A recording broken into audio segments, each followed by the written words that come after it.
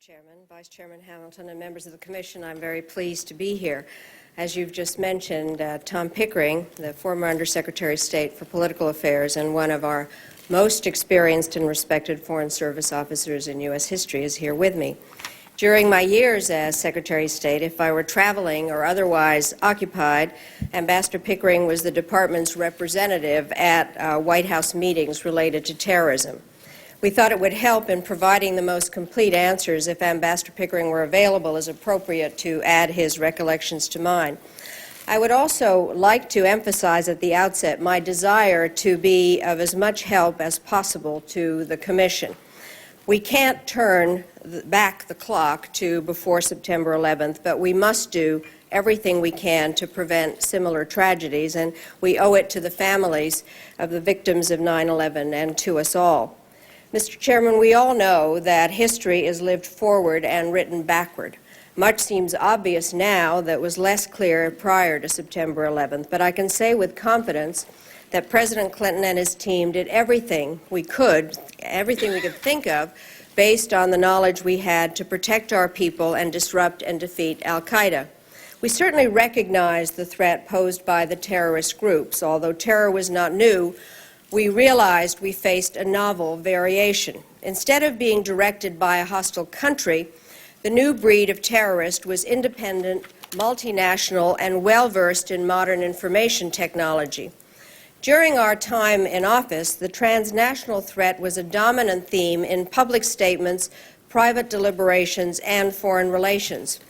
This was reflected in the administration's decision to expand the CIA's Counterterrorism Center, intensify security cooperation with other countries, enlarge counterterrorism training assistance, double overall counterterrorism expenditures, increase anti-terrorist rewards, freeze terrorist assets, train first responders here at home, plan for the protection of infrastructure against cyber attacks, and reorganize the National Security Council with a mandate to prepare the government to shield our people from unconventional dangers. As early as 1995, President Clinton said that, and I quote, "Our generation's enemies are the terrorists who kill children or turn them into orphans," unquote. The President repeatedly told the United Nations that combating terrorism topped America's agenda and should top theirs. He urged every nation to deny sanctuary to terrorists and to cooperate in bringing them to justice. Before Y2K, we undertook the largest counterterrorism operation in U.S. history to that time. Cabinet members or their representatives met virtually every day for the sole purpose of detecting and preventing terrorist attacks.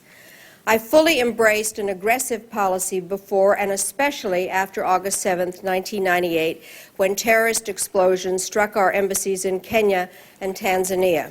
This was my worst day as Secretary of State. Within a week, we had clear evidence that Osama bin Laden was responsible. The question for us was whether to rely on law enforcement or take military action. We decided to do both. We prosecuted the conspirators we had captured, but we also launched cruise missiles at al-Qaeda training camps in Afghanistan. The timing of the strikes was prompted by credible, predictive intelligence that terrorist leaders, possibly including bin Laden, would be gathering at one of the camps. The day after the strikes, the White House convened a meeting to study further military option. Our primary target, bin Laden, had not been hit, so we were determined to try again. In subsequent weeks, the President specifically authorized the use of force, and there should have been no confusion that our personnel were authorized to kill bin Laden. We did not, after all, launch cruise missiles for the purpose of serving legal papers. To use force effectively, we placed warships equipped with cruise missiles on call in the Arabian Sea. We also studied the possibility of sending a U.S. Special Forces team into Afghanistan to try and snatch bin Laden. But success in either case depended on whether we knew where bin Laden would be at a particular time. Although we consumed all the intelligence we had, we did not get this information, and instead we occasionally learned where bin Laden had been, or where he might be going, or where someone who appeared to resemble him might be. It was truly maddening. I compared it to one of those arcade games where you manipulate a lever hooked to a claw-like hand that you think, once you put your quarter in, will actually scoop up a prize. But every time you try to pull the basket out, the prize falls away.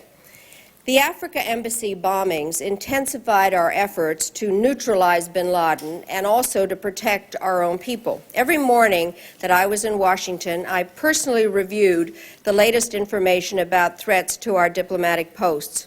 I was struck by the number of danger signals we received and also by the difficulty of making a clear judgment about whether a threat was credible enough to warrant closing an embassy.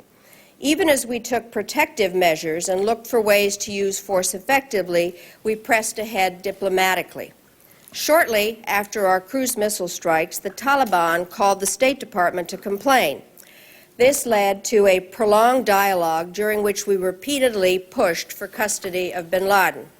The Taliban replied by offering a menu of excuses.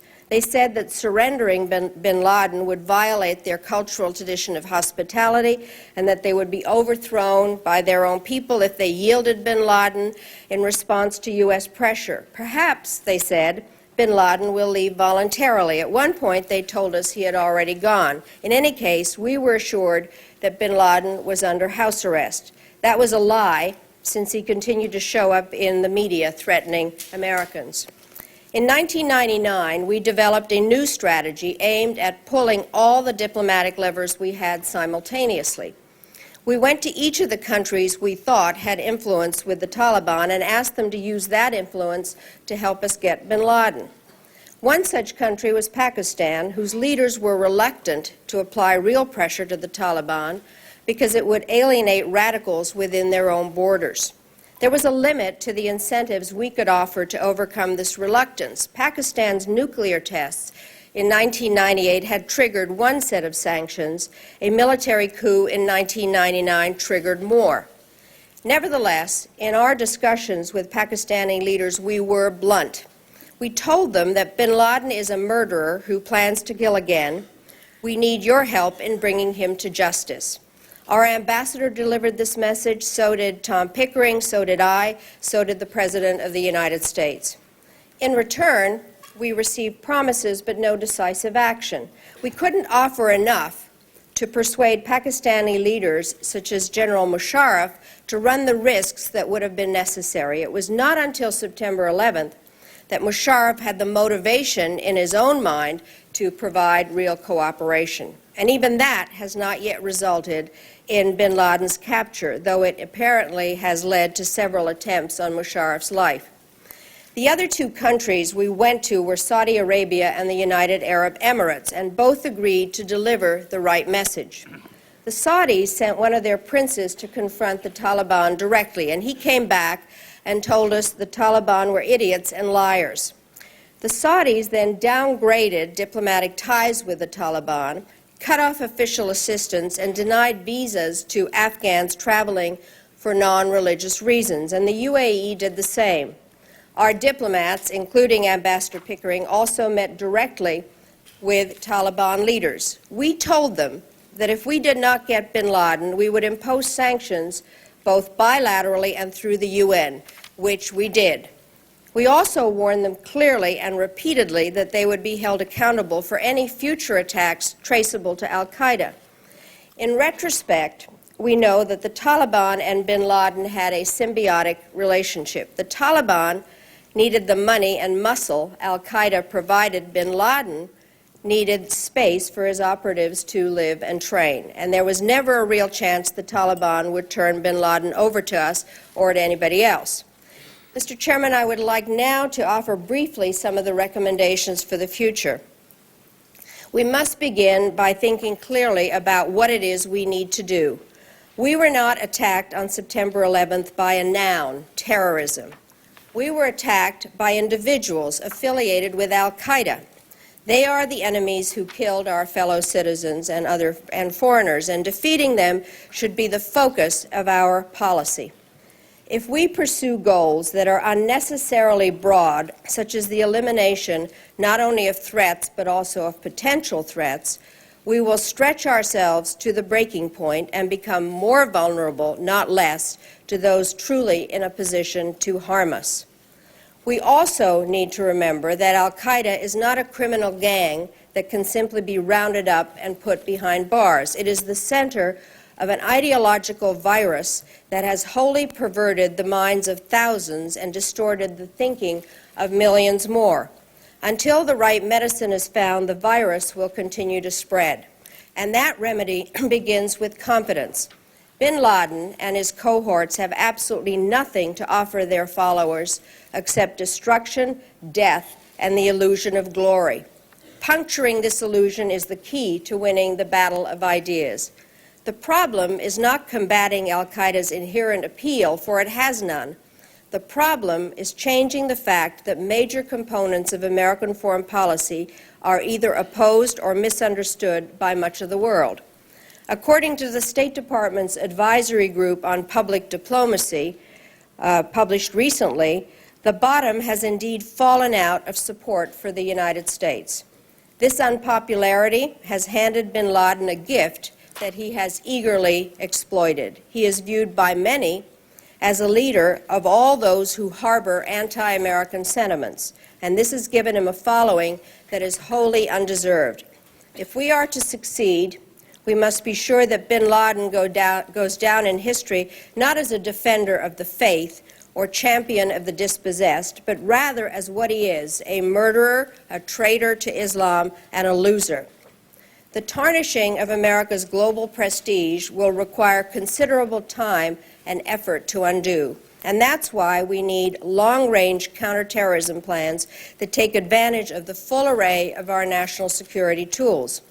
This plan must include the comprehensive reform of our intelligence structures, a vastly expanded commitment to public diplomacy and outreach, especially within the Arab and Muslim worlds, a far bolder strategy for stabilizing Afghanistan, revised policies towards the key countries of Pakistan and Saudi Arabia, expansion of the Nunn-Lugar program to secure weapons of mass destruction materials on a global basis, a new approach to handling and sharing of information concerning terrorist suspects, and a change in the tone of American national security policy to emphasize the value of diplomatic cooperation. And Secretary of State Powell has made a concerted effort to begin this. Let me close by saying that I sympathize greatly with the President and others in positions of responsibility at this time. Each day brings with it the possibility of a new terrorist strike. The March 11 train bombings in Madrid remind us that despite all that is being done, our enemies have a broad range of targets. We should all expect and prepare ourselves for the likelihood that further strikes will take place on our own soil, and we must be united in making sure that if and when that happens, it will do absolutely nothing to advance the terrorist goals. It will not cause divisions within and among the American people. On the contrary, it must bring us closer together and make us even more determined to fulfill our responsibilities. For more than 2 centuries, our countrymen have fought and died so that liberty might live, and since September 11th, we have been summoned, each in our own way, to a new round in that struggle. We cannot underestimate the risks or anticipate the final victories will come easily or soon, but we can draw strength from the knowledge of what terror can and cannot do. Terror can turn life to death and laughter to tears and shared hopes to sorrowful memories.